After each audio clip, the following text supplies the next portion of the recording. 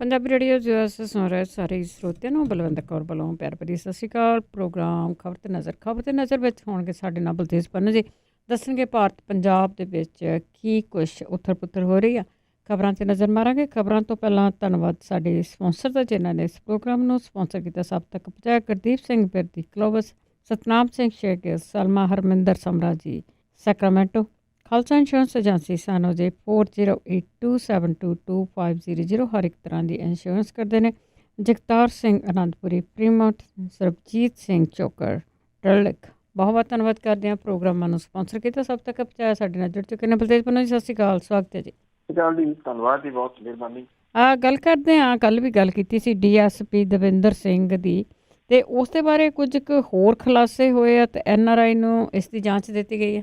ਬਿਲਕੁਲ ਜੀ, actually Davinder Singh DSP ਜਿਹਨੂੰ 12 ਜਨਵਰੀ ਨੂੰ ਅਰੈਸਟ ਕੀਤਾ ਗਿਆ ਸੀਗਾ, ਜਿਹੜਾ ਕਿ ਦੋ ਦਹਿਸ਼ਤਗਰਦਾਂ ਨੂੰ, ਤਿੰਨਾਂ ਨੂੰ ਜਿਹੜਾ ਦੀ ਇੱਥੇ ਆਪਣੀ ਗੱਡੀ ਦੇ ਵਿੱਚ ਬਿਠਾ ਕੇ ਲਿਆ ਰਿਹਾ ਸੀਗਾ, ਔਰ ਉਹਦੇ ਕੋਲੋਂ ਜਿਹੜਾ ਜੀ AK-47 ਤੇ ਹੋਰ ਗੋਲਾ ਬਾਰੂਦ ਜਿਹੜਾ ਦੀ ਉਹ ਬਰਾਮਦ ਹੋਇਆ ਸੀਗਾ। ਹੁਣ ਇਹਦੀ ਜਾਂਚ ਜਿਹੜੀ ਆ ਉਹ NIA ਨੂੰ ਦਿੱਤੀ ਗਈ ਆ, ਔਰ NIA ਦੇ ਜਿਹੜੇ ਇੱਕ ਟੀਮ ਹੈ ਉਹ ਦਵਿੰਦਰ ਸਿੰਘ ਤੋਂ ਪੁੱਛਗਿੱਛ ਜਿਹੜੀ ਆ ਉਹ ਕਰ ਰਹੀ ਹੈ।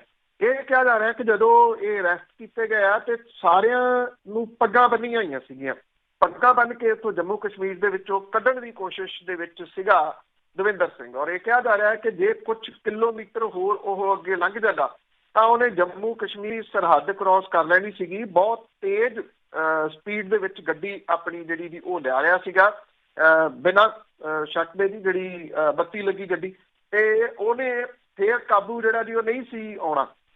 ਉਹਨੂੰ ਜਦੋਂ ਗ੍ਰਿਫਤਾਰ ਕੀਤਾ ਗਿਆ ਤਾਂ ਇਹ ਵੀ ਜਿਹੜਾ ਦੀ ਸਾਹਮਣੇ ਆ ਰਿਹਾ ਕਿ ਉਹਨੂੰ ਉਸ ਟਾਈਮ DIG ਚਪੇੜਾਂ ਤੱਕ ਜਿਹੜੀਆਂ ਦੀ ਉਹ ਮਾਰੀਆਂ, ਤੇ ਉਹ ਇਹ ਕਰਤੂਤ ਜਿਹੜੀ ਉਹ ਕਰ ਰਿਹਾ। ਹੁਣ ਜਿਹੜੇ, ਕਿਉਂਕਿ ਇਹਨਾਂ ਜਿਹੜੇ ਦਹਿਸ਼ਤਗਰਦ ਸੀਗੇ, ਇਹਨਾਂ ਨੂੰ ਉਹ ਚੰਡੀਗੜ੍ਹ ਲਿਆਉਣ ਦੀ ਫਰਾਕ ਦੇ ਵਿੱਚ ਸੀਗਾ। ਜਿੰਨੇ ਕੁ ਖੁਲਾਸੇ ਹੋ ਰਹੇ ਆ ਉਹ ਦੱਸ ਰਹੇ ਆ ਕਿ 25 ਤੇ 26 ਜੂਨ ਪਿਛਲੇ ਸਾਲ ਨੂੰ ਉਹ ਇਸੇ ਤਰੀਕੇ ਨਾਲ ਦਹਿਸ਼ਤਗਰਦਾਂ ਨੂੰ ਪਠਾਨਕੋਟ ਤੱਕ ਲੈ ਕੇ ਆਇਆ। ਇੱਥੋਂ ਉਹ ਵੱਖਰਾ ਹੋ ਗਿਆ ਉਹਨਾਂ ਦੇ ਨਾਲ। ਉਦੋਂ ਬਾਅਦ ਦਵਿੰਦਰ ਸਿੰਘ ਜਿਹੜਾ ਸੀਗਾ ਉਹ ਚੰਡੀਗੜ੍ਹ ਪਹੁੰਚਿਆ, ਜਿਹੜਾ ਕਿ ਸੈਕਟਰ 51 ਦੇ ਇੱਕ ਫਲੈਟ ਦੇ ਵਿੱਚ ਰੁਕਿਆ, ਔਰ ਇਦੋਂ ਬਾਅਦ ਜਿਹੜਾ ਸੀਗਾ ਉਹਦੇ ਨਾਲ ਦਾ ਸਾਥੀ ਨਾਵੇਦ, ਉਹ 2 ਦਿਨ ਬਾਅਦ ਚੰਡੀਗੜ੍ਹ ਆਉਂਦਾ ਆਪਣੇ 2 ਸਾਥੀਆਂ ਦੇ ਨਾਲ, ਜਿਨ੍ਹਾਂ ਨੂੰ ਇਹ ਪਠਾਨਕੋਟ ਛੱਡ ਕੇ ਆਇਆ ਸੀਗਾ। ਇਹ ਇੱਥੇ 2 ਦਿਨ ਚੰਡੀਗੜ੍ਹ ਦੇ ਵਿੱਚ ਜਿਹੜਾ ਦੀ ਉਹ ਰੁਕੇ। ਸੈਕਟਰ 19 ਦੀ ਮਾਰਕੀਟ ਦੇ ਵਿੱਚ ਵੀ ਗਏ, ਇੱਥੋਂ ਦੀ ਇੱਕ ਪ੍ਰਸਿੱਧ ਵੱਡੀ ਮਾਲ ਜਿਹੜੀ ਹੈ ਜੀ ਉਹਦੇ ਵਿੱਚ ਵੀ ਗਏ। ਇਹ ਨਾਵੇਦ ਦੀ ਇੱਥੇ ਰਹਿੰਦਿਆਂ ਤਬੀਅਤ ਵੀ ਖਰਾਬ ਹੋਈ, ਜਿਹਨੂੰ ਕਿ ਸੈਕਟਰ 32 ਦੇ ਸਰਕਾਰੀ ਹਸਪੀਟਲ ਦੇ ਵਿੱਚ ਵੀ ਇਹ ਲੈ ਕੇ ਗਏ। ਔਰ ਮੋਹਾਲੀ ਦੇ ਕਾਲਜ ਦੇ 2 ਸਟੂਡੈਂਟ ਵੀ ਜਿਹੜੇ ਸੀਗੇ ਜੀ ਉਹ ਇਹਨਾਂ ਨੂੰ ਆ ਕੇ ਉਦੋਂ ਮਿਲੇ, ਜਿਹੜੇ ਕਿ ਰਿਸ਼ਤੇਦਾਰ ਇਹਦੇ ਦੱਸੇ ਜਾ ਰਹੇ ਆ। ਹੁਣ NIA ਜਿਹੜੀ ਹੈ ਜੀ ਉਹ ਇਸ ਸਭ ਕਾਸੇ ਨੂੰ ਇਸ ਪੁਆਇੰਟ ਆਫ ਵਿਊ ਦੇ ਨਾਲ ਇਨਵੈਸਟੀਗੇਸ਼ਨ ਜਿਹੜੀ ਹੈ ਜੀ ਉਹ ਕਰ ਰਹੀ ਹੈ ਕਿ ਜੂਨ ਮਹੀਨੇ ਦੇ ਵਿੱਚ ਇਹਨਾਂ ਦਾ ਚੰਡੀਗੜ੍ਹ ਆਉਣ ਦਾ ਮਕਸਦ ਕੀ ਸੀਗਾ। ਕੀ ਇਹ ਉੱਥੇ ਰੇਕੀ ਕਰਨ ਦੇ ਵਾਸਤੇ ਆਏ ਸੀਗੇ, ਜਾਂ ਉਹਨਾਂ ਦਾ ਕੋਈ ਹੋਰ ਮਕਸਦ ਜਿਹੜਾ ਜੀ ਉਹ ਸੀਗਾ। ਇਹ ਵੀ ਕਿਹਾ ਜਾ ਰਿਹਾ ਕਿ ਜਿਹੜੀ ਹਵਾਲਾ ਪੈਸਾ ਸੀਗਾ ਜੀ ਉਹਦਾ ਇੱਥੇ ਇਸਤੇਮਾਲ ਜਿਹੜਾ ਜੀ ਉਹ ਕੀਤਾ ਜਾ ਰਿਹਾ ਸੀਗਾ, ਮਤਲਬ ਕਿ ਉੱਥੇ ਪੈਸੇ ਜਿਹੜੇ ਜੀ ਉਹ ਦਿੱਤੇ ਜਾ ਰਹੇ ਸੀਗੇ। ਦੂਜੇ ਪਾਸੇ ਇਹ ਵੀ ਆ ਰਿਹਾ ਕਿ ਜਿਹੜਾ DSP ਦਵਿੰਦਰ ਸਿੰਘ ਆ ਉਹਦੀ ਤਰੱਕੀ ਜਿਹੜੀ ਜੀ ਉਹ ਹੋਣ ਵਾਲੀ ਸੀ। ਤਾਂ ਕੱਲ ਵੀ ਗੱਲ ਕੀਤੀ ਕਿ ਜਦੋਂ ਜਿਹੜਾ ਪਾਰਲੀਮੈਂਟ ਦੇ ਉੱਤੇ ਹਮਲੇ ਦੇ ਦੋਸ਼ ਦੇ ਵਿੱਚ ਜਿਹੜਾ ਅਫਜ਼ਲ ਗੁਰੂ ਜੀ ਨੂੰ ਫਾਂਸੀ ਦਿੱਤੀ ਗਈ ਸੀ, ਉਹਨੇ ਇੱਕ ਚਿੱਠੀ ਲਿਖੀ ਸੀਗੀ ਫਾਂਸੀ ਤੋਂ ਕੁਝ ਸਮਾਂ ਪਹਿਲਾਂ। ਉਹਦੇ ਵਿੱਚ ਉਹਨੇ ਦਵਿੰਦਰ ਸਿੰਘ ਵੱਲ ਇਸ਼ਾਰਾ ਜਿਹੜਾ ਕੀਤਾ ਸੀਗਾ ਕਿ ਉਹਨੇ ਆਪਣਾ ਸਾਰਾ ਕੁਝ ਜਿਹੜਾ ਵੇਚਤਾ ਸੀਗਾ, ਉਹਦੇ ਤੋਂ ਬਚਣ ਦੇ ਵਾਸਤੇ ਉਹ ਦਿੱਲੀ ਲੈ ਕੇ ਆਇਆ ਸੀ। ਉਹ ਕਹਿੰਦਾ ਕਿ ਮੈਨੂੰ ਜਦੋਂ ਅਰੈਸਟ ਕੀਤਾ ਗਿਆ ਉਦੋਂ ਮੈਨੂੰ ਪਤਾ ਲੱਗਿਆ ਕਿ ਪਾਰਲੀਮੈਂਟ ਦੇ ਉੱਤੇ ਹਮਲੇ ਦੇ ਦੋਸ਼ ਦੇ ਵਿੱਚ ਗ੍ਰਿਫਤਾਰ ਕੀਤਾ ਗਿਆ। ਉਹਦੀ ਪਤਨੀ ਜਿਹੜੀ ਆ ਉਹ ਵੱਖਰੇ ਦੋਸ਼ ਲਾ ਰਹੀ ਆ ਕਿ ਉਹਦੇ ਸਾਰੇ ਗਹਿਣੇ ਗੱਟੇ ਜਿਹੜੇ ਸੀਗੇ ਜੀ ਉਹ ਵੇਚ ਕੇ ਉਹਨੇ ਦਵਿੰਦਰ ਸਿੰਘ ਨੂੰ ਪੈਸੇ ਦਿੱਤੇ ਸੀਗੇ। ਇਹ ਜਿਹੜੇ ਅਫਜ਼ਲ ਗੁਰੂ ਵਾਲਾ ਜਿਹੜੀ ਜੀ ਉਹ ਸਾਈਡ ਹੈ, ਉਸ ਮਾਮਲੇ ਦੇ ਉੱਤੇ ਕੀ ਕਦੀ ਜਾਂਚ ਜਿਹੜੀ ਹੋ ਸਕੂਗੀ ਜਾਂ ਇਹ ਚੀਜ਼ਾਂ ਸਾਹਮਣੇ ਆ ਸਕਣਗੀਆਂ, ਇਹ ਅਜੇ ਆਪਣੇ ਆਪ ਦੇ ਵਿੱਚ ਇੱਕ ਵੱਡਾ ਸਵਾਲ ਹੈ। NIA ਕਿੰਨੀ ਕੁ ਦੀ ਵਿਸਥਾਰ ਦੇ ਵਿੱਚ ਜਾਂਦੀ ਆ, ਇਹ ਵੀ ਅਜੇ ਜਿਹੜਾ ਜੀ ਉਹ ਸਵਾਲ ਹੈ। ਪਰ ਇੱਥੇ ਯਾਦ ਜਿਹੜੀ ਦੀ ਉਹ SP ਸ਼ਲਿੰਦਰ ਵਾਲੀ ਜ਼ਰੂਰ ਆਉਂਦੀ ਆ, ਜਿਹਦੇ ਤੋਂ ਲੰਬੀ ਪੁੱਛਗਿੱਛ NIA ਨੇ ਜਿਹੜੀ ਉਹ ਕੀਤੀ ਸੀਗੀ। ਸ਼ਲਿੰਦਰ ਸਿੰਘ ਦਾ ਕੀ ਰੋਲ ਜਿਹੜਾ ਜੀ ਹੋ ਰਿਹਾ ਜਦੋਂ ਇੱਥੇ ਪੰਜਾਬ ਦੇ ਵਿੱਚ ਹਮਲਾ ਹੋਇਆ ਸੀ ਉਹਦਾ, ਉਹ ਅੱਜ ਤੱਕ ਜਿਹੜਾ ਦੀ ਉਹ ਸਾਹਮਣੇ। ਉਹ ਤਾਂ ਕਿਤੇ ਖਾਪੀ ਖਪਾ ਦਿੱਤਾ ਗਿਆ ਆ, ਸ਼ਾਇਦ ਇਹਨਾਂ ਦੇ ਅਗੇਂਸਟ ਜਾਂਦੀ ਹੋਗੀ ਉਹ ਗੱਲ। ਤੇ ਅੱਗੇ ਨਿਰਭਇਆ ਕਾਂਡ ਦੇ ਦੋਸ਼ੀਆਂ ਨੂੰ ਫਾਂਸੀ ਹੋਣੀ ਸੀ, ਉਹਨਾਂ ਦਾ ਕੀ ਚੱਲ ਰਿਹਾ? ਉਹ ਐਕਚੁਅਲੀ ਇਉਂ ਲੱਗ ਰਿਹਾ ਜੀ ਕਿ ਉਹ ਲਮਕੂਗਾ ਇਹ ਸਾਰਾ ਜਿਹੜਾ ਜੀ ਉਹ ਮਾਮਲਾ। ਔਰ ਇਹਦੇ ਉੱਤੇ ਜਿਹੜੀ ਅਦਾਲਤ ਆ ਉਹਦੀਆਂ ਬੜੀਆਂ ਅਹਿਮ ਟਿੱਪਣੀਆਂ ਜਿਹੜੀਆਂ ਦੀ ਉਹ ਸਾਹਮਣੇ ਆਈਆਂ ਨੇ। ਅਦਾਲਤ ਨੇ ਇਹ ਗੱਲ ਜਿਹੜੀ ਇਹਦੀ ਕਹੀ ਆ ਕਿ ਜਿਹੜਾ ਸਿਸਟਮ ਹੈ ਉਹਨੂੰ ਕੈਂਸਰ ਹੋ ਗਿਆ ਹੈ ਜੀ। ਦਿੱਲੀ ਜਿਹੜੇ ਸਰਕਾਰ ਹੈ ਜੀ, ਜਿਹੜੇ ਦਿੱਲੀ ਦੇ LG ਨੇ ਜਿਹੜੇ ਉਹਦੇ ਹੁਣ ਜਿਹੜਾ ਜੀ ਇਹ ਨਵਾਂ ਪੈਂਤੜਾ ਜਿਹੜਾ ਜੀ ਉਹਦੇ ਰਾਹੀਂ ਅਪਣਾਇਆ ਉਹਨਾਂ ਨੇ ਕਿ ਜਿਹੜਾ ਜੀ ਕਾਨੂੰਨੀ ਪੈਂਤੜਿਆਂ ਦੇ ਵਿੱਚ ਇਹਨੂੰ ਉਲਝਾਉਣ ਦੇ ਵਾਸਤੇ, ਜਿੱਥੇ ਜਿਹੜੀ ਅਦਾਲਤ ਨੇ ਜਿਹੜੀਆਂ ਇਹਦੇ ਉੱਤੇ ਟਿੱਪਣੀਆਂ ਜਿਹੜੀਆਂ ਦੀ ਉਹ ਕੀਤੀਆਂ ਨੇ। ਕਿਉਂਕਿ ਸੁਪਰੀਮ ਕੋਰਟ ਨੇ 22 ਜਨਵਰੀ ਦੀ ਤਰੀਕ ਜਿਹੜੀ ਆ ਉਹ ਤੈਅ ਕੀਤੀ ਆ। ਜਿਹੜੇ ਡੈਥ ਵਾਰੰਟ ਨੇ ਇਹਦੇ ਖਿਲਾਫ ਮੁਕੇਸ਼ ਦੀ ਜਿਹੜੀ ਪਟੀਸ਼ਨ ਸੀ ਉਹਦੀ ਸੁਣਵਾਈ ਦੇ ਦੌਰਾਨ ਸਰਕਾਰ ਨੇ ਕਿਹਾ ਕਿ ਰਹਿਮ ਦੀ ਅਪੀਲ ਖਾਰਜ ਹੋਣ ਦੇ ਉੱਤੇ 14 ਦਿਨ ਦੀ ਮੁਹਲਤ ਦੇ ਕੇ ਨਵਾਂ ਡੈਥ ਵਾਰੰਟ ਜਾਰੀ ਕਰਨਾ ਪਊਗਾ। ਨਿਯਮ ਅਨੁਸਾਰ ਦੋਸ਼ੀਆਂ ਚੋਂ ਜੇ ਇੱਕ ਇਕੱਠੀ ਫਾਂਸੀ ਜਿਹੜੀ ਹੋਣੀ ਹੋਵੇ ਤਾਂ ਇੱਕ ਦਾ ਵੀ ਕੋਈ ਪੈਂਡਿੰਗ ਹੋਵੇ ਅਪੀਲ ਤਾਂ ਫਾਂਸੀ ਜਿਹੜੀ ਦੀ ਉਹ ਨਹੀਂ ਦਿੱਤੀ ਜਾ ਸਕਦੀ। ਇਹਦੇ ਉੱਤੇ ਅਦਾਲਤ ਬਹੁਤ ਨਾਰਾਜ਼ ਹੋਈ ਔਰ ਉਹਨੇ ਕਿਹਾ ਕਿ ਤੁਹਾਡਾ ਸਿਸਟਮ ਖਰਾਬ ਹੋ ਗਿਆ ਔਰ ਜਿਹੜੇ ਨਿਯਮ ਨੇ ਉਹਨਾਂ ਦੇ ਵਿੱਚ ਦਿਮਾਗ ਨਹੀਂ ਲਾਇਆ ਗਿਆ, ਸਿਸਟਮ ਨੂੰ ਕੈਂਸਰ ਹੋ ਗਿਆ। ਇਹ ਗੱਲ ਦਿੱਲੀ ਦੀ ਅਦਾਲਤ ਨੇ ਜੀ ਉਹ ਬੋਲੀ। ਮੁਕੇਸ਼ ਦੀ ਅਰਜ਼ੀ ਜਿਹੜੀ ਸੀ ਉਹਨੂੰ ਖਾਰਜ ਕਰਦਿਆਂ ਹੋਇਆ ਅਦਾਲਤ ਨੇ ਕਿਹਾ ਕਿ ਦੋਸ਼ੀ ਚਲਾਕੀ ਦੇ ਨਾਲ ਸਿਸਟਮ ਦਾ ਜਿਹੜਾ ਦੀ ਉਹ ਮਿਸਯੂਜ਼ ਕਰ ਰਿਹਾ ਔਰ ਲੋਕਾਂ ਦਾ ਸਿਸਟਮ ਤੋਂ ਭਰੋਸਾ ਉੱਠ ਜਾਊਗਾ। ਸੁਪਰੀਮ ਕੋਰਟ ਦੇ ਵਿੱਚੋਂ ਕਿਊਰੇਟਿਵ ਪਟੀਸ਼ਨ ਖਾਰਜ ਹੋਣ ਤੋਂ ਬਾਅਦ ਮੁਕੇਸ਼ ਨੇ ਇਹ ਜਿਹੜੀ ਪਟੀਸ਼ਨ ਜਿਹੜੀ ਹੈ ਇੱਥੇ ਲਾਈ ਸੀਗੀ ਹਾਈ ਕੋਰਟ ਦੇ ਵਿੱਚ, ਜਿਹੜੀ ਹੇਠਲੀ ਅਦਾਲਤ ਦੇ ਵਿੱਚ। ਇਹਦੇ ਉੱਤੇ ਜਿਹੜਾ ਸੀਗਾ ਜੀ ਉਹ ਬੋਲਦਿਆਂ ਹੋਇਆ ਇਹ ਤਿੱਖੀਆਂ ਟਿੱਪਣੀਆਂ ਜਿਹੜੀਆਂ ਸੀਗੀਆਂ ਜੀ ਉਹ ਕੀਤੀਆਂ ਜਿਹੜੀ ਦਿੱਲੀ ਦੀ ਕੋਰਟ ਹੈ ਉਹਨੇ। ਔਰ ਜਿਹੜਾ ਜੀ ਇਹ ਵੀ ਕਿਹਾ ਕਿ ਮੁਕੇਸ਼ ਦੇ ਡੈਥ ਵਾਰੰਟ ਦੇ ਵਿੱਚ ਕੋਈ ਕਮੀ ਨਹੀਂ ਆ, ਇਹਦੇ ਉੱਤੇ ਰੋਕ ਨਹੀਂ ਜਿਹੜਾ ਜੀ ਉਹ ਲਾਵਾਂਗੇ। ਟਰਾਇਲ ਕੋਰਟ ਦਾ ਜਿਹੜਾ ਨੋਟਿਸ ਸੀਗਾ ਕਿ ਮੁਕੇਸ਼ ਨੇ ਟਰਾਇਲ ਕੋਰਟ ਤੋਂ ਡੈਥ ਵਾਰੰਟ ਦੇ ਉੱਤੇ ਸਟੇ ਜਿਹੜਾ ਜੀ ਉਹ ਮੰਗਿਆ ਸੀਗਾ। ਔਰ ਜਿਹੜੀਆਂ ਟਿੱਪਣੀਆਂ ਸੀਗੀਆਂ ਜਸਟਿਸ ਸੰਗੀਤਾ ਢੀਂਗਰਾ ਉਹਦੀਆਂ ਤੇ ਜਸਟਿਸ ਮਨਮੋਹਨ ਹੋਰਾਂ ਦੀਆਂ ਜਿਹੜੀਆਂ ਦੀ ਉਹ ਬੜੀਆਂ ਅਹਿਮ ਨੇ। ਉਹਨਾਂ ਨੇ ਕਿਹਾ ਕਿ ਇਹ ਡੈਥ ਵਾਰੰਟ ਦਾ ਕੀ ਇੰਤਜ਼ਾਰ ਸੀਗਾ ਕਿ ਉਹਨੇ ਉਦੋਂ ਪਟੀਸ਼ਨ ਲਾਉਣੀ ਹੈ ਜਦੋਂ ਡੈਥ ਵਾਰੰਟ ਜਾਰੀ ਹੋ ਜਾਵੇ। ਹੁਣ ਇਹ ਪਟੀਸ਼ਨ ਕੀ ਆ, ਕੱਲ ਨੂੰ ਕੋਈ ਹੋਰ ਪਟੀਸ਼ਨ ਜਿਹੜੀ ਦੀ ਉਹ ਲਿਆ ਕੇ ਤੁਸੀਂ ਡੈਥ ਵਾਰੰਟ ਜਿਹੜਾ ਦੀ ਉਹਨੂੰ ਰੁਕਵਾਓਗੇ। ਵਕੀਲਾਂ ਨੇ ਇਹ ਗੱਲ ਕਹੀ। ਜਸਟਿਸ ਮਨਮੋਹਨ ਦੀ ਜਿਹੜੀ ਟਿੱਪਣੀ ਸੀਗੀ ਕਿ ਡੈਥ ਵਾਰੰਟ ਸੁਪਰੀਮ ਕੋਰਟ ਦੇ ਆਦੇਸ਼ ਦਾ ਪਾਲਣ ਸੀਗਾ, ਦੋਸ਼ੀ ਇੱਕ ਕੋਰਟ ਤੋਂ ਦੂਸਰੇ ਦੇ ਖਿਲਾਫ ਜਿਹੜਾ ਦੀ ਉਹ ਖੜਾ ਕਰ ਰਿਹਾ ਹੈ ਔਰ ਤੁਸੀਂ ਸਾਡੇ ਨਾਲ ਇੱਕ ਗੇਮ ਪਲੇ ਕਰ ਰਹੇ ਹੋ। ਇਹ ਟਿੱਪਣੀਆਂ ਜਿਹੜੀਆਂ ਸੀਗੀਆਂ ਜੀ ਇਹ ਕੀਤੀਆਂ ਦਿੱਲੀ ਦੀ ਅਦਾਲਤ ਨੇ ਜੀ। ਤੇ ਅੱਗੇ ਮੌੜ ਬੰਬ ਧਮਾਕੇ ਦੀ ਜੇ ਗੱਲ ਕਰੀਏ ਤਾਂ ਉਸ ਦੀ ਜਾਂਚ ਦੁਬਾਰਾ ਸ਼ੁਰੂ ਹੋਈ ਆ ਤਾਂ ਸਿੱਟ ਨੇ ਫਿਰ ਉਸ ਦੇ ਉੱਤੇ ਕੁਛ ਨਾ ਕੁਛ ਲੱਭਿਆ ਆ ਤੇ ਜਿਹੜੀ ਡੇਰਾ ਆ ਉਸ ਨੂੰ ਪਹਿਲੀ ਵਾਰ ਨੋਟਿਸ ਜਾਰੀ ਕੀਤਾ ਗਿਆ। ਇਹਦੇ ਵਿੱਚ ਨਾ ਜੀ ਕੁਝ ਚੀਜ਼ਾਂ ਬਹੁਤ ਅਹਿਮ ਜਿਹੜੀਆਂ ਉਹ ਰਹੀਆਂ ਤਾਂ ਵੈਸੇ ਹਮੇਸ਼ਾ ਹੀ ਨੇ ਜਿਹੜੀਆਂ ਨਹੀਂ, ਕਿਉਂਕਿ ਇਹ ਜਿਹੜੇ ਡੇਰੇ ਦੇ ਨਾਲ ਜਿਹੜੀਆਂ ਜੁੜਦੀਆਂ ਸੀਗੀਆਂ ਤਾਰਾਂ, ਜਿਹੜਾ ਮੌੜ ਦੇ ਵਿੱਚ ਬੰਬ ਧਮਾਕਾ ਹੋਇਆ ਸੀਗਾ 31 ਜਨਵਰੀ 17 ਨੂੰ ਔਰ ਇਹ ਬਹੁਤ ਅਹਿਮ ਰੋਲ ਇਹਨੇ ਜਿਹੜਾ ਜੀ ਉਹ ਪਲੇ ਕੀਤਾ ਸੀਗਾ ਜਿਹੜੀ ਪੰਜਾਬ ਦੀ ਸਿਆਸਤ ਸੀ। ਕਿਉਂਕਿ ਪੰਜਾਬ ਦੀ ਸਿਆਸਤ ਦੇ ਵਿੱਚ ਉਦੋਂ ਇੱਕ ਨਵੀਂ ਪਾਰਟੀ ਜਿਹੜੀ ਬੜੀ ਤੇਜ਼ੀ ਦੇ ਨਾਲ ਵੱਧ ਰਹੀ ਸੀ, ਉਹ ਸਾਰਾ ਕੁਝ ਉਲਟ ਪੁਲਟ ਹੋ ਗਿਆ ਸੀਗਾ ਜੀ। ਕਿਉਂਕਿ ਇੱਕ ਭਾਈਚਾਰਾ ਬਹੁਤ ਡਰ ਗਿਆ ਸੀ ਇਸ ਬੰਬ ਤੋਂ ਔਰ ਜਿਹੜਾ ਉਸ ਟਾਈਮ ਦੇ ਤੋਂ ਬਾਅਦ ਜਦੋਂ ਇਹਦੀ ਜਾਂਚ ਜਿਹੜੀ ਜੀ ਉਹ ਸ਼ੁਰੂ ਹੁੰਦੀ ਰਹੀ ਤੇ ਇਹਦੀਆਂ ਤਾਰਾਂ ਜਾ ਕੇ ਡੇਰੇ ਦੇ ਗੇਟ ਮੂਹਰੇ ਖੜ ਜਾਂਦੀਆਂ ਰਹੀਆਂ ਔਰ ਇਹਦੇ ਵਿੱਚ ਅਹਿਮ ਚੀਜ਼ਾਂ ਜਿਹੜੀਆਂ ਸੀਗੀਆਂ ਉਹਨੂੰ ਇਗਨੋਰ ਕੀਤਾ ਗਿਆ। 4 ਗਵਾਹ ਜਿਹੜੇ ਸੀਗੇ ਜੀ ਉਹ ਡੇਰੇ ਦੀ VIP ਵਰਕਸ਼ਾਪ ਦੇ ਵਿੱਚ 25 ਅਗਸਤ 2017 ਤੱਕ ਕੰਮ ਕਰਦੇ ਰਹੇ। ਉਹਨਾਂ ਨੇ ਹਰਿਆਣੇ ਦੇ ਅਲੀਕੇ ਪਿੰਡ ਤੋਂ ਗੁਰਤੇਜ ਕਾਲਾ ਦੇ ਕਹਿਣ ਦੇ ਉੱਤੇ ਮਾਰੂਤੀ ਕਾਰ ਨੂੰ ਪੇਂਟ ਕੀਤਾ ਡੇਰੇ ਦੇ ਅੰਦਰ ਔਰ ਕਾਲਾ ਜਿਹੜਾ ਸੀਗਾ ਡੇਰਾ ਮੁਖੀ ਦਾ ਖਾਸਮ ਖਾਸ ਸੀਗਾ, ਉਹਦੇ ਵਾਸਤੇ ਉਹ ਗੱਡੀਆਂ ਮੋਡੀਫਾਈ ਕਰਦਾ ਸੀ ਜਿਹਦੇ ਉੱਤੇ ਸਰਸੇ ਵਾਲਾ ਜਿਹੜਾ ਦੀ ਉਹ ਡਰਾਮੇਬਾਜ਼ੀ ਕਰਦਾ ਹੁੰਦਾ ਸੀਗਾ। ਇਹ ਜਿਹੜੀ ਮਾਰੂਤੀ ਸੀ ਇੱਥੇ ਅਸੈਂਬਲ ਹੋਈ। ਡੇਰਾ ਮੁਖੀ ਦਾ ਸਭ ਤੋਂ ਨਜ਼ਦੀਕੀ ਤੇ ਉਹਦਾ PSO ਅਮਰੀਕ ਸਿੰਘ ਜਿਹੜਾ ਦੀ ਉਹ ਭੀਖੀ ਦਾ ਰਹਿਣ ਵਾਲਾ, ਪਾਤੜਾਂ ਦੇ ਵਿੱਚ ਇਹਦਾ ਘਰ ਹੈ। ਮੌਜੂਦਾ ਸਮੇਂ ਦੇ ਵਿੱਚ ਡੇਰੇ ਦੇ ਵਿੱਚ ਹੀ ਉਹ ਰਹਿੰਦਾ। ਗੱਡੀ ਤਿਆਰ ਕਰਾਉਣ ਦੇ ਵੇਲੇ ਉਹ ਵਰਕਸ਼ਾਪ ਦੇ ਵਿੱਚ ਆਉਂਦਾ ਜਾਂਦਾ ਸੀਗਾ ਔਰ ਕੁੱਕਰ ਜਿਹੜਾ ਸੀਗਾ ਸੁਨਾਮ ਦੀ ਫੈਕਟਰੀ ਤੋਂ ਲਿਆਂਦਾ ਗਿਆ ਸੀਗਾ। ਇਸ ਕਰਕੇ ਉਹ ਵੀ ਸ਼ੱਕ ਦੇ ਦਾਇਰੇ ਦੇ। ਕੁਰੂਕਸ਼ੇਤਰ ਦਾ ਮੱਜੂ ਮਾਜਰਾ ਖੇਤਰ ਦਾ ਰਹਿਣ ਵਾਲਾ ਅਵਤਾਰ ਸਿੰਘ ਤਾਰੀ ਬਾਬਾ ਉਹ ਫਿਲਮਾਂ ਦੀ ਸ਼ੂਟਿੰਗ ਦੇ ਦੌਰਾਨ ਕਾਰ ਬਲਾਸਟ ਦੇ ਸੀਨ ਦੇ ਵਾਸਤੇ ਗੱਡੀਆਂ ਬਣਾਉਂਦਾ ਸੀਗਾ। ਪੁਲਿਸ ਨੂੰ ਸ਼ੱਕ ਹੈ ਕਿ ਮੌੜ ਬਲਾਸਟ ਦੇ ਵਿੱਚ ਜਿਹੜੇ ਕੈਮੀਕਲ ਦੇ ਜ਼ਰੀਏ AID ਫਿੱਟ ਕਰਕੇ ਜਿਹੜਾ ਧਮਾਕਾ ਕੀਤਾ ਗਿਆ ਸੀ ਉਹ ਸ਼ੂਟਿੰਗ ਦੇ ਵਿੱਚ ਇਸਤੇਮਾਲ ਹੁੰਦੀ। ਚੌਥਾ ਪੁਆਇੰਟ ਇਹ ਹੈ ਜੀ ਕਿ ਬਲਾਸਟ ਦੀ ਜਗ੍ਹਾ ਜਿੱਥੇ ਲੂਮੀਨਸ ਬੈਟਰੀ ਮਿਲੀ ਉਹ ਸਰਸਾ ਦੀ ਅਪੋਲੋ ਬੈਟਰੀ ਦੁਕਾਨ ਤੋਂ ਖਰੀਦੀ ਗਈ ਸੀ ਔਰ SIT ਦੀ ਜਾਂਚ ਸਰਸਾ ਪਹੁੰਚੀ। ਦੁਕਾਨ ਦੇ ਉੱਤੇ ਜਾ ਕੇ ਜਦੋਂ ਜਾਂਚ ਕੀਤੀ ਤਾਂ ਖਰੀਦਦਾਰ ਦੇ ਤੌਰ ਦੇ ਉੱਤੇ ਗੁਰਤੇਜ ਕਾਲਾ, ਜਿਹਦੇ ਪਹਿਲਾਂ ਤੁਹਾਨੂੰ ਮੈਂ ਦੱਸਿਆ ਜੀ, ਉਹਦੀ ਸ਼ਨਾਖਤ ਹੋਈ ਵੀ ਉਹ ਖਰੀਦ ਕੇ ਲੈ ਕੇ ਗਿਆ ਸੀਗਾ।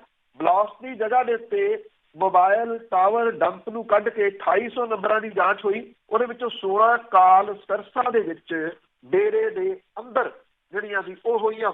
ਇਹਨਾਂ ਤੋਂ ਇਲਾਵਾ ਇੱਕ ਜਿਹੜੀ ਬਹੁਤ ਅਹਿਮ ਗਵਾਹੀ ਹੈ, ਇਹ ਜਿਹੜੇ ਪੀੜਤ ਨੇ ਜੀ ਇਹਨਾਂ ਸਭ ਨੂੰ ਮੈਂ ਪਰਸਨਲੀ ਤੌਰ ਦੇ ਉੱਤੇ ਜਿਹੜਾ ਜੀ ਉਹ ਮਿਲਿਆ ਹੋਇਆ, ਜਿਹੜੀ ਸਾਰੀ ਜਿਹੜੀ ਜੀ ਜਾਣਕਾਰੀ ਉਹਨਾਂ ਤੋਂ ਜਿਹੜੀ ਲਈ ਹੋਈ ਆ। ਜਿਹੜੀਆਂ ਲੋਕ ਸਭਾ ਦੀਆਂ ਚੋਣਾਂ ਹੋਈਆਂ ਸੀ ਉਹ ਅੱਜ ਵੀ ਵਿਚਾਰੇ ਜਿਹੜੇ ਦੀ ਇਸ ਗੱਲ ਨੂੰ ਉਡੀਕ ਰਹੇ ਆ ਕਿ ਕਦੋਂ ਉਹਨਾਂ ਨੂੰ ਇਨਸਾਫ ਮਿਲੂਗਾ।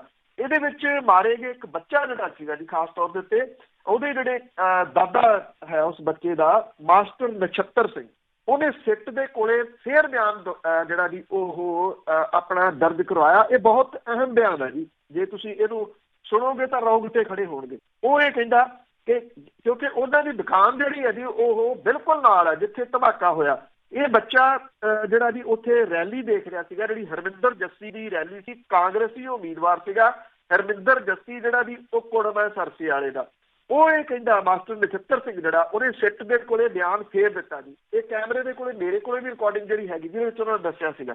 ਉਹ ਇਹ ਕਹਿੰਦਾ ਹੈ ਕਿ ਹਰਮਿੰਦਰ ਜੱਸੀ ਦੇ ਭਰਾ ਗੋਪਾਲ ਜੱਸੀ ਨੂੰ ਉਹਨਾਂ ਨੇ ਖੁਦ ਕਾਰ ਸਵਾਰਾਂ ਦੇ ਨਾਲ ਹੱਥ ਮਿਲਾਉਂਦੇ ਤੇ ਗੱਲਬਾਤ ਕਰਦੇ ਦੇਖਿਆ ਸੀ, ਜਿਹੜੀ ਕਾਰ ਉੱਥੇ ਖੜੀ ਕੀ ਜਿਹਦੇ ਵਿੱਚ ਇੱਕ ਕੁੱਕਰ ਬੰਬ ਲਾ ਕੇ ਧਮਾਕਾ ਕੀਤਾ। ਬਿਲਕੁਲ ਜੀ, ਦੋਸ਼ੀ ਸਦਾ ਹੀ ਬਚ ਨਿਕਲਦੇ ਆ ਜਾਂ ਉਹ ਵਿਧਾਇਕ ਬਣ ਜਾਂਦੇ ਆ, ਲੀਡਰ ਬਣ ਜਾਂਦੇ, ਸਭ ਬਚ ਨਿਕਲਦੇ ਆ। ਤੇ ਅੱਗੇ ਗੱਲ ਕਰਦੇ ਆ ਸ਼ਹੀਨ ਬਾਗ ਦੀ। ਤੇ ਪੰਜਾਬੀ ਗਏ ਆ, ਬਾਕੀ ਲੋਕਾਂ ਦੀ ਵੀ ਉਹਨਾਂ ਦੇ ਨਾਲ ਇਕਜੁੱਟਤਾ ਉਹਨਾਂ ਨੇ ਦਰਸਾਈ ਹੈ ਤੇ ਨਾਲ ਦੀ ਨਾਲ ਲੰਗਰ ਦੀ ਪ੍ਰਥਾ ਨੂੰ ਕਾਇਮ ਰੱਖਿਆ।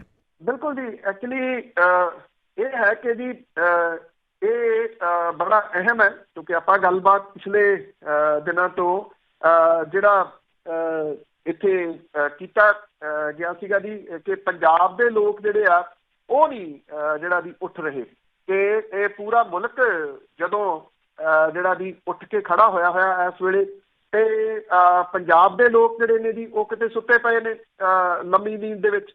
ਪਰ ਇੰਨਾ ਜ਼ਰੂਰ ਹੈ ਕਿ ਹੁਣ ਜਿਹੜਾ ਜੀ ਇਸ ਮਾਮਲੇ ਦੇ ਵਿੱਚ ਪੰਜਾਬ ਦੀਆਂ ਕੁਝ ਕਿਸਾਨ ਜਥੇਬੰਦੀਆਂ ਤੇ ਮਜ਼ਦੂਰ ਜਥੇਬੰਦੀਆਂ ਤੇ ਜਿਹੜੀਆਂ ਇਹਨਾਂ ਦੇ ਨਾਲ ਤੁਸੀਂ ਜਿਹੜਾ ਜੀ ਇਹ ਕਹਿ ਲਓ ਕਿ ਇਹ ਇੱਥੇ ਦਿੱਲੀ ਦੇ ਵਿੱਚ ਜਾ ਕੇ ਜਿਹੜਾ ਇਹਨਾਂ ਨੇ ਸ਼ੁਰੂ ਕੀਤਾ ਜੀ, ਉੱਥੇ ਜਿਹੜੇ ਸ਼ਹੀਨ ਬਾਗ ਦੇ ਵਿੱਚ ਦਾਦੀਆਂ ਤੇ ਨਾਨੀਆਂ ਦੇ ਜਿਹੜਾ ਜੀ ਖਾਸ ਤੌਰ ਦੇ ਉੱਤੇ ਮੋਰਚਾ ਪ੍ਰਸਿੱਧ ਹੈ ਸ਼ਹੀਨ ਬਾਗ ਜਿਹੜਾ ਜੀ ਉਹਨੂੰ ਪੁਲਿਸ ਖਾਲੀ ਕਰਾਉਣ ਦੇ ਯਤਨਾਂ ਦੇ ਵਿੱਚ ਵੀ ਹੈ ਜੀ।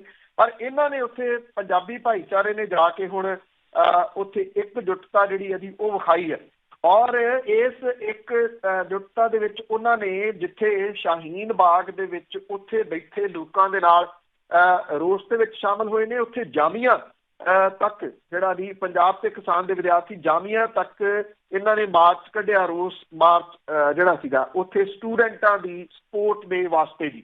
ਔਰ ਇਹਦੇ ਵਿੱਚ ਜਿਹੜਾ ਸੋਧੇ ਹੋਏ ਨਾਗਰਿਕਤਾ ਕਾਨੂੰਨ ਤੇ NRC ਦੇ ਖਿਲਾਫ ਜਿਹੜਾ 1 ਮਹੀਨੇ ਤੋਂ ਦੱਖਣ ਪੂਰਬੀ ਦਿੱਲੀ ਦੇ ਸ਼ਹੀਨ ਬਾਗ ਦੇ ਵਿੱਚ ਬੈਠੇ ਲੋਕ ਜਿਹੜੇ ਸੀਗੇ ਜੀ ਉਹਨਾਂ ਨੂੰ ਇਹਦੇ ਨਾਲ ਬੜੀ ਹੱਲਾਸ਼ੇਰੀ ਜਿਹੜੀ ਜੀ ਉਹ ਮਿਲੀ। ਕਿਸਾਨ, ਨੌਜਵਾਨ ਤੇ ਮਨੁੱਖੀ ਅਧਿਕਾਰ ਦੇ ਵਾਸਤੇ ਜਿਹੜੇ ਜੀ ਉਹ ਕੰਮ ਕਰਦੇ ਲੋਕ ਸੀ, ਉਹਨਾਂ ਨੇ ਇਹਦੇ ਵਿੱਚ ਸ਼ਮੂਲੀਅਤ ਕੀਤੀ ਔਰ ਕੇਂਦਰ ਦੀ ਸਰਕਾਰ ਦੇ ਖਿਲਾਫ ਐਕਟ ਨੂੰ ਲੈ ਕੇ ਗੁੱਸਾ ਜਿਹੜਾ ਜੀ ਉਹ ਜ਼ਾਹਰ ਕੀਤਾ। ਇਹਦੀ ਸਭ ਤੋਂ ਅਹਿਮ ਗੱਲ ਜਿਹੜੀ ਜੀ ਉਹ ਇਹ ਰਹੀ ਕਿ ਪੰਜਾਬ ਦੇ ਪਿੰਡਾਂ ਦੇ ਵਿੱਚੋਂ ਇਹ ਲੋਕ ਜਿਹੜੇ ਸੀਗੇ ਉਹ ਇੱਥੋਂ ਰਾਸ਼ਨ ਇਕੱਠਾ ਕਰਕੇ ਜਿਹੜਾ ਜੀ ਉਹ ਲੈ ਕੇ ਗਏ, ਖੰਡ, ਚਾਹ ਪੱਤੀ, ਆਟਾ, ਦਾਲ, ਔਰ ਉੱਥੇ ਇਹਨਾਂ ਨੇ ਲੰਗਰ ਜਿਹੜਾ ਜੀ ਉਹ ਸ਼ੁਰੂ ਕੀਤਾ ਜਿਹੜਾ ਜੀ ਜਾ ਕੇ। ਔਰ ਉਹ ਲੰਗਰ ਜਿਹੜਾ ਜੀ ਇਸ ਸ਼ਹੀਨ ਬਾਗ ਮੋਰਚੇ ਦੇ ਵਿੱਚ ਆਉਣ ਵਾਲੇ ਜਿਹੜੇ ਲੋਕ ਨੇ ਦੂਰੋਂ ਨੇੜਿਓਂ ਉਹਨਾਂ ਦੇ ਵਾਸਤੇ ਜਿਹੜਾ ਜੀ ਇਹ ਸ਼ੁਰੂ ਕੀਤਾ ਗਿਆ। ਇਹਦੀ ਇਸ ਵੇਲੇ ਜਿਹੜੀ ਜੀ ਉਹ ਬਹੁਤ ਚਰਚਾ ਦਿੱਲੀ ਦੇ ਵਿੱਚ ਨਹੀਂ ਪੂਰੇ ਮੁਲਕ ਦੇ ਵਿੱਚ ਹੋਈ ਕਿ ਦੇਰ ਨਾਲ ਉੱਥੇ ਸਹੀ ਪਰ ਉੱਥੇ ਜ਼ਰੂਰ ਨੇ। ਬੇਸ਼ੱਕ ਇੱਕ ਛੋਟਾ ਵਰਗ ਉੱਠਿਆ ਜਾਂ ਕੁਝ ਜ਼ਿਲ੍ਹਿਆਂ ਦੇ ਵਿੱਚੋਂ ਜਿਹੜਾ ਜੀ ਉਹ ਗਿਆ। ਹਾਂ ਇਹ ਜ਼ਰੂਰ ਹੈ ਜੀ ਕਿ ਬਾਕੀ ਥਾਵਾਂ ਦੇ ਉੱਤੇ ਅਜੇ ਜਿਹੜੀ ਨੀਂਦ ਹੈ ਜੀ ਉਸੇ ਤਰੀਕੇ ਨਾਲ ਜਾਰੀ ਹੈ। ਬਿਲਕੁਲ ਜੀ, ਖੁੱਲ੍ਹਣੀ ਚਾਹੀਦੀ ਆ ਇਹ ਤਾਂ। ਤੇ ਅੱਗੇ ਟਿੱਡੀ ਦਲ ਦੀ ਗੱਲ ਕਰਦੇ ਆ। ਰਾਜਸਥਾਨ ਦੇ ਵਿੱਚ ਫਸਲਾਂ ਤੇ ਹਮਲਾ ਹੋ ਗਿਆ, ਹੁਣ ਪੰਜਾਬ ਦੇ ਕਿਸਾਨ ਵੀ ਫਿਕਰਮੰਦ। ਐਕਚੁਅਲੀ ਜੀ ਕੋਈ ਸਮਾਂ ਸੀਗਾ ਜਦੋਂ ਟਿੱਡੀ ਦਲ ਦੇ ਜਿਹੜੇ ਹਮਲੇ ਆ ਉਹ ਬਹੁਤ ਹੁੰਦੇ ਸੀਗੇ ਪੰਜਾਬ ਦੇ ਵਿੱਚ। ਇਹ ਪਿਛਲੇ ਕੁਝ ਸਮੇਂ ਤੋਂ ਤਾਂ ਜਿਹੜੇ ਜੀ ਉਹ ਘਟੇ ਨੇ। ਹਾਲਾਂਕਿ ਬਿਮਾਰੀਆਂ ਕਈ ਹੋਰ ਕਿਸਮ ਦੀਆਂ ਵੀ ਫਸਲਾਂ ਨੂੰ ਜਿਹੜੀਆਂ ਆਉਂਦੀਆਂ ਨੇ। ਇਹ ਜਿਹੜਾ ਗੁਜਰਾਤ ਤੇ ਰਾਜਸਥਾਨ ਦੇ ਵਿੱਚ ਟਿੱਡੀ ਦਲ ਨੇ ਇਸ ਵੇਲੇ ਤਬਾਹੀ ਮਚਾਈ ਹੋਈ ਹੈ ਔਰ ਪੰਜਾਬ ਦੇ ਵਿੱਚ ਜਿਹੜਾ ਕਿਸਾਨ ਹੈ ਉਹ ਫਿਕਰਮੰਦ ਹੋ ਗਿਆ। ਖਾਸ ਤੌਰ ਦੇ ਉੱਤੇ ਜਿਹੜਾ ਮਾਲਵਾ ਖੇਤਰ ਆ ਜੀ, ਇੱਥੇ ਹਾਈ ਅਲਰਟ ਜਿਹੜਾ ਜੀ ਉਹ ਜਾਰੀ ਕੀਤਾ ਗਿਆ ਪੰਜਾਬ ਸਰਕਾਰ ਦੇ ਵੱਲੋਂ। ਚੌਕਸੀ ਜਿਹੜੀ ਹੈ ਜੀ ਉਹ ਵਧਾਈ ਗਈ ਆ। ਗੁਜਰਾਤ ਤੇ ਰਾਜਸਥਾਨ ਦੇ ਵਿੱਚ ਜਿਵੇਂ ਤੁਹਾਨੂੰ ਦੱਸਿਆ ਕਿ ਨੁਕਸਾਨ ਕਰ ਰਿਹਾ ਬਹੁਤ। ਜਦ ਟਿੱਡੀ ਦਲ ਨੇ ਪੱਛਮੀ ਰਾਜਸਥਾਨ ਦੇ ਵੱਲ ਮੂੰਹ ਜਿਹੜਾ ਜੀ ਉਹ ਕੀਤਾ ਔਰ ਪੰਜਾਬ ਦੇ ਕਿਸਾਨਾਂ ਦਾ ਡਰਨਾ ਜਾਇਜ਼ ਹੀ ਆ। ਕਰਨਪੁਰ ਤੇ ਅਨੂਪਗੜ੍ਹ ਦੇ ਇਲਾਕੇ ਦੇ ਵਿੱਚ ਟਿੱਡੀ ਦਲ ਨੇ ਕਿਸਾਨਾਂ ਨੂੰ ਵਾਹਣੀ ਪਾਇਆ ਹੋਇਆ ਜੀ। ਪੰਜਾਬ ਦੇ ਵਿੱਚ ਡਿਸਟ੍ਰਿਕਟ ਫਾਜ਼ਿਲਕਾ ਦੇ ਕਿਸਾਨ ਸਭ ਤੋਂ ਵੱਧ ਡਰੇ ਹੋਏ ਆ, ਜਿਨ੍ਹਾਂ ਦੇ ਬਾਗਾਂ ਦੀ ਫਸਲ ਜਿਹੜੀ ਆ ਜੀ ਉਹ ਡੋਬਣ ਦੇ ਉੱਤੇ ਆ।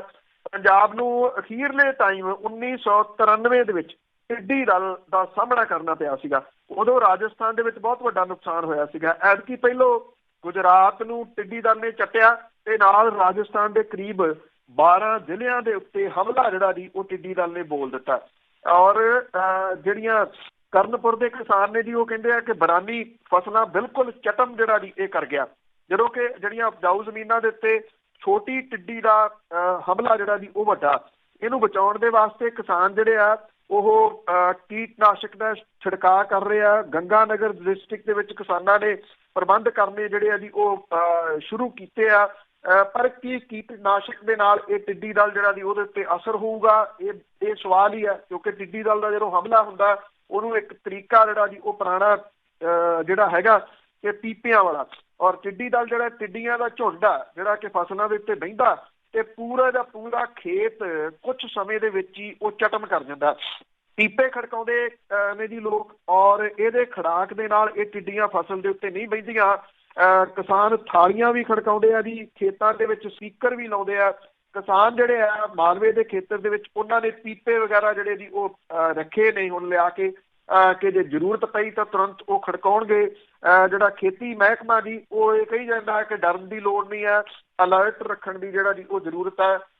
ਇੱਕ ਬਹੁਤ ਵੱਡਾ ਡਰ ਦਾ ਮਾਹੌਲ ਜਿਹੜਾ ਜੀ ਉਹ ਮਾਲਵਾ ਖੇਤਰ ਦੇ ਵਿੱਚ ਔਰ ਪੰਜਾਬ ਦੇ ਵਿੱਚ ਸਮੁੱਚੇ ਦੇ ਵਿੱਚ ਪਾਇਆ ਜਾ ਰਿਹਾ ਵੀ ਜੇ ਟਿੱਡੀ ਦਲ ਇੱਧਰ ਨੂੰ ਤੁਰ ਪਿਆ ਤਾਂ ਕਣਕ ਦੀ ਜਿਹੜੀ ਫਸਲ ਹੈ ਜਾਂ ਜਿਹੜੀ ਬਾਕੀ ਜਿਹੜੀਆਂ ਫਸਲਾਂ ਨੇ ਉਹਦੇ ਉੱਤੇ ਬਹੁਤ ਮਾੜਾ ਅਸਰ ਜਿਹੜਾ ਜੀ ਉਹ ਪੈ ਸਕਦਾ ਹੈ। ਇਹ ਕੁਝ ਘੰਟਿਆਂ ਦੇ ਵਿੱਚ, ਕੁਝ ਦਿਨਾਂ ਦੇ ਵਿੱਚ ਬਿਲਕੁਲ ਕਲੀਨ ਕਰ ਜਾਂਦਾ। ਬਿਲਕੁਲ ਜੀ, ਕੁਝ ਘੰਟਿਆਂ ਦੀ ਗੱਲ ਹੁੰਦੀ ਹੈ ਇਹਦੀ। ਤਾਂ ਅੱਗੇ ਗੱਲ ਕਰਦੇ ਹਾਂ, ਬਾਦਲ ਪਰਿਵਾਰ ਦੇ ਜਿਹੜੇ ਸੂਈਏ ਆ ਉਹ ਪਰਮਿੰਦਰ ਢੀਂਡਸਾ ਦੇ ਪੈਰ ਤੇ ਨੱਪਦੇ ਰਹੇ ਹਰ ਇੱਕ ਪਾਸੇ, ਪਰ ਉਹ ਸਾਰਾ ਮਾਨਸੇ ਦੇ ਲੋਕ ਸੀਗੇ ਜਿਹੜੇ ਅਕਾਲੀ ਦਲ ਦੇ ਨਾਲ, ਉਹ ਉਹਨਾਂ ਨੂੰ ਹੀ ਲੈ ਗਿਆ। ਦੇਖੋ ਇਹ ਡੈਂਟ ਜਿਹੜਾ ਜੀ ਉਹ ਪਾਇਆ ਪਰਮਿੰਦਰ ਸਿੰਘ ਢੀਂਡਸਾ ਹੋਰਾਂ ਨੇ, ਉਹ ਕਾਫੀ ਵੈਸੇ ਇੰਨੇ ਐਕਟਿਵ ਸਿਆਸਤਦਾਨਾਂ ਚੋਂ ਮੰਨੇ ਨਹੀਂ ਜਾਂਦੇ ਪਰ ਐਕਟਿਵ ਜਿਹੜਾ ਜੀ ਉਹ ਦਿਸ ਰਹੇ ਆ। ਮਾਨਸਾ ਦੇ ਵਿੱਚ ਕੱਲ ਉਹਨਾਂ ਦੀ ਫੇਰੀ ਸੀਗੀ। ਜਦੋਂ ਬਾਦਲ ਪਰਿਵਾਰ ਨੂੰ ਪਤਾ ਲੱਗਿਆ ਤੇ ਬਾਦਲ ਪਰਿਵਾਰ ਨੇ ਆਪਣੇ ਜਿਹੜੇ ਬੰਦੇ ਸੀਗੇ ਉਹ ਛੋਟੇ ਢੀਂਡਸਾ ਦੀ ਹਰ ਜਿਹੜੀ ਗਤੀਵਿਧੀ ਸੀ ਉਹਦੇ ਉੱਤੇ ਨਜ਼ਰ ਰੱਖਣ ਦੇ ਵਾਸਤੇ ਜਿਹੜਾ ਜੀ ਉਹ ਲਾਤੀ। ਜਿਹੜੇ ਬਾਦਲ ਪਰਿਵਾਰ ਦੇ ਸੂਈਏ ਸੀਗੇ ਜੀ ਉਹ ਮਗਰ ਪੈੜ ਨੱਪਦੇ ਰਹੇ ਤੇ ਪਰਮਿੰਦਰ ਸਿੰਘ ਢੀਂਡਸਾ ਹੁਰੀ ਉਹਨਾਂ ਨੇਤਾਵਾਂ ਨੂੰ ਮਿਲਦੇ ਰਹੇ ਜਿਹੜੇ ਕਿ ਬਾਦਲ ਪਰਿਵਾਰ ਨੇ ਖੁੱਡੇ ਲਾਈਨ ਜਿਹੜੇ ਜੀ ਉਹ ਲਾ ਕੇ ਰੱਖੇ ਹੋਏ ਆ। ਮਾਨਸਾ ਡਿਸਟ੍ਰਿਕਟ ਕਿਉਂਕਿ ਬੜਾ ਅਹਿਮ ਹੈ ਬਾਦਲ ਪਰਿਵਾਰ ਦੇ ਵਾਸਤੇ, ਬਠਿੰਡਾ ਲੋਕ ਸਭਾ ਹਲਕੇ ਦੇ ਵਿੱਚ ਇਹ ਪੈਂਦਾ ਤੇ ਇੱਥੋਂ ਜਿਹੜੀ ਜੀ ਉਹ ਸਾਂਝ ਲਾਉਣੀ ਇਹ ਆਪਣੇ ਆਪ ਦੇ ਵਿੱਚ ਕਈ ਪੁਆਇੰਟ ਆਫ ਵਿਊ ਦੇ ਨਾਲ, ਸਿਆਸੀ ਪੁਆਇੰਟ ਆਫ ਵਿਊ ਦੇ ਨਾਲ ਬੜੀ ਅਹਿਮ ਜਿਹੜੀ ਜੀ ਉਹ ਮੰਨੀ ਜਾਂਦੀ ਹੈ। ਜਿਹੜੇ ਪਰਮਿੰਦਰ ਸਿੰਘ ਢੀਂਡਸਾ ਸੀਗੇ ਜੀ ਉਹਨੇ ਵੱਖ-ਵੱਖ ਆਗੂਆਂ ਨੂੰ ਜਿਹੜਾ ਜੀ ਉਹ ਮਿਲੇ ਜਿਹੜੀਆਂ ਕਿ ਬਾਦਲ ਪਰਿਵਾਰ ਦੇ ਵਾਸਤੇ ਮੁਸ਼ਕਲਾਂ ਆਉਂਦੇ ਦਿਨਾਂ ਦੇ ਦੌਰਾਨ ਵੱਧ ਸਕਦੀਆਂ ਨੇ। ਇਹ ਵੀ ਕਿਹਾ ਜਾ ਰਿਹਾ ਕਿ ਲੰਬੀ ਦੇ ਵਿੱਚ ਵੀ ਕੁਝ ਦਿਨਾਂ ਤੋਂ ਬਾਅਦ ਢੀਂਡਸਾ ਜਿਹੜੇ ਨੇ ਪਰਮਿੰਦਰ ਸਿੰਘ ਢੀਂਡਸਾ ਉਹ ਆਪਣੇ ਪ੍ਰੋਗਰਾਮ ਜਾਰੀ ਰੱਖਣਗੇ। ਫਿਲਹਾਲ ਬਾਦਲ ਪਰਿਵਾਰ ਢੀਂਡਸਾ ਦੇ ਵਾਸਤੇ ਇਹ ਸੂਲ ਆ ਰਿਹਾ ਕਿ ਕਿਹੜੇ ਟਕਸਾਲੀ ਆਗੂ ਜਿਹੜੇ ਆ ਜੀ ਉਹਨਾਂ ਜਾ ਸਕਦੇ ਆ।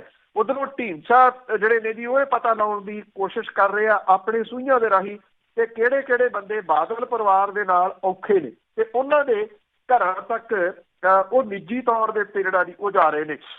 ਸਰਦੂਲਗੜ੍ਹ ਹਲਕੇ ਦੇ ਵਿੱਚ ਬਲਵਿੰਦਰ ਸਿੰਘ ਭੂੰਦੜ ਤੋਂ ਨਾਰਾਜ਼ ਅਕਾਲੀਆਂ ਦੇ ਘਰਾਂ ਦੇ ਵਿੱਚ ਵੀ ਪਰਮਿੰਦਰ ਸਿੰਘ ਢੀਂਡਸਾ ਆਉਂਦੇ ਦਿਨਾਂ ਦੇ ਦੌਰਾਨ ਜਾਣਗੇ, ਕਿਉਂਕਿ ਬਾਦਲ ਪਰਿਵਾਰ ਦੀ ਇਸ ਵੇਲੇ ਜਿਹੜਾ ਜੀ ਉਹ ਸਭ ਤੋਂ ਵੱਧ ਪੁਸ਼ਤਪਨਾਹੀ ਉਹ ਬਲਵਿੰਦਰ ਸਿੰਘ ਭੂੰਦੜ ਹੀ ਕਰ ਰਹੇ ਨੇ।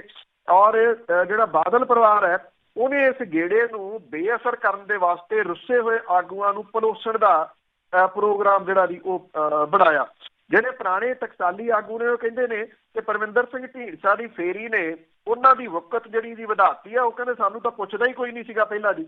ਔਰ ਜਿਹੜੇ ਇਹ ਕਿਹਾ ਜਾ ਰਿਹਾ ਕਿ ਮਾਨਸਾ ਡਿਸਟ੍ਰਿਕਟ ਦੇ ਵਿੱਚ ਜਿਹੜੇ ਅੱਧੀ ਦਰਜਨ ਦੇ ਕਰੀਬ ਪੁਰਾਣੇ ਅਕਾਲੀ ਆਗੂ ਨੇ ਉਹਨਾਂ ਨੇ ਇਹ ਕਿਹਾ ਕਿ ਬਾਦਲ ਪਰਿਵਾਰ ਦੇ ਵਿੱਚ ਫੈਲੇ ਚਾਪਲੂਸੀ ਕਲਚਰ ਤੋਂ ਔਖੇ ਨੇ ਤੇ ਉਹਨਾਂ ਨੇ ਕਿਹਾ ਕਿ ਪਰਮਿੰਦਰ ਢੀਂਡਸਾ ਦੇ ਨਾਲ ਜਿਹੜਾ ਜੀ ਉਹ ਤੁਰਨਗੇ ਇਸ ਮਾਮਲੇ ਦੇ ਉੱਤੇ। ਪਰਮਿੰਦਰ ਸਿੰਘ ਢੀਂਡਸਾ ਨੇ ਮਾਨਸਾ ਜ਼ਿਲ੍ਹੇ ਦੇ ਪਿੰਡ ਬੱਚੋਆਣਾ ਦੇ ਖੇਡ ਮੇਲੇ ਦੇ ਵਿੱਚ ਜਿਹੜੀ ਜੀ ਉਹ ਸ਼ਿਰਕਤ ਕੀਤੀ। ਹਰਬੰਸ ਸਿੰਘ ਦਾਤੇਵਾਸ ਚੇਤਨ ਸਿੰਘ ਸਮਾਓ ਦੇ ਘਰੇ ਜਾ ਕੇ ਉਹਨਾਂ ਨੇ ਜਿਹੜਾ ਜੀ ਹਾਲ ਚਾਲ ਪੁੱਛਿਆ। ਹਰਬੰਸ ਸਿੰਘ ਦਾਤੇਵਾਸ ਨੂੰ ਜਿਹੜਾ ਜੀ ਉਹ ਨਾਲ ਤੋਰ ਲਿਆ। ਇਹ ਜਿਹੜਾ ਜੀ ਪਿਛਲੇ ਸਮੇਂ ਤੋਂ ਘਰ ਬੈਠੇ ਨੇ ਸਿਹਤ ਦੀ ਵਜ੍ਹਾ ਕਰਕੇ ਵੀ ਜਿਹੜਾ ਜੀ, ਪਰ ਇਹ ਕਿਹਾ ਜਾ ਰਿਹਾ ਕਿ ਉਹਨਾਂ ਨੂੰ ਖੁੱਡੇ ਲਾਈਨ ਜਿਹੜਾ ਜੀ ਉਹ ਲਾ ਦਿੱਤਾ ਗਿਆ। ਇਹ ਵੀ ਪਤਾ ਲੱਗਾ ਕਿ ਜਿਹੜੇ ਕੋਰ ਕਮੇਟੀ ਦੇ ਮੈਂਬਰ ਨੇ ਐਡਵੋਕੇਟ ਗੁਰਪ੍ਰੀਤ ਸਿੰਘ ਬਣਾਵਾਲੀ ਉਹਦੇ ਘਰੇ ਵੀ ਗਏ ਜੀ, ਉਹਨੂੰ ਵੀ ਨਾਲ ਜਿਹੜਾ ਤੋਰਨ ਦੇ ਵਿੱਚ ਉਹ ਸਫਲ ਰਹੇ ਨੇ।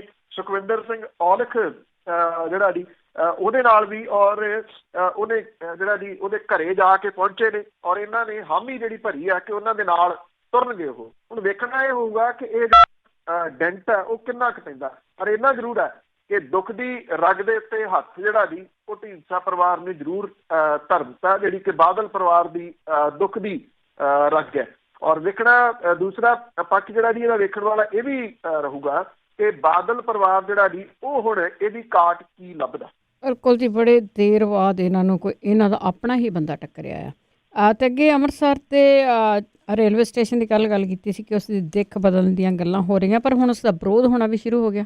ਬਿਲਕੁਲ ਜੀ, ਇਹ ਵਿਰੋਧ ਜਿਹੜਾ ਇਹ ਹੋਣ ਦੇ ਆਸਾਰ ਸੀਗੇ ਜੀ, ਕਿਉਂਕਿ ਕੱਲ੍ਹ ਵੀ ਆਪਾਂ ਗੱਲ ਕੀਤੀ ਸੀ ਕਿ ਜਿਹੜਾ ਇਹਦਾ ਡਿਜ਼ਾਈਨ ਹੈ ਉਹਨੂੰ ਕਮਲ ਦੇ ਫੁੱਲ ਵਰਗਾ ਜਿਹੜਾ ਜੀ ਉਹ ਬਣਾਇਆ ਜਾ ਰਿਹਾ।